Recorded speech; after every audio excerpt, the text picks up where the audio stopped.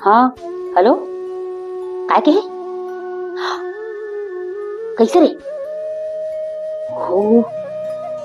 हाँ हाँ ठीक ठीक ठीक माँ हाँ काय रे सुनो था मोर दोनों दोस्त अरे प्रिया और सोनी जाना तो हंसोला एक जन कोमा में चल दीस और एक जन डिप्रेशन में चल दीस। अरे दुष्ट हाँ इतने दिन से मैं चिल्लात हूँ थोड़ा मेहनत कर रहे पढ़ रहे पढ़ रहे पढ़ रहे फिर काय मजाल तो सुनाई देना तो कान में घुसे ना तो भेजम घुसे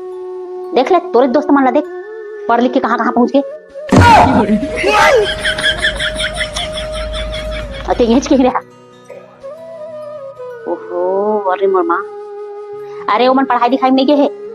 पढ़ लिख के नहीं पहुंची तो कैसे पहुंची सरकार तो पागल लगते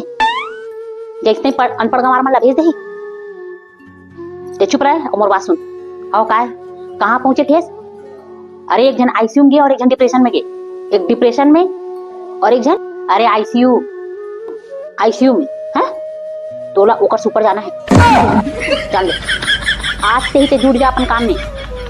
ओहो तो मतलब जानता से हाँ मैं कुछ नहीं जानो तोला डिप्रेशन और आईसीयू से ऊपर जाना है ऊपर जाना है तो उन्हें ऊपर से कौन समझाएगा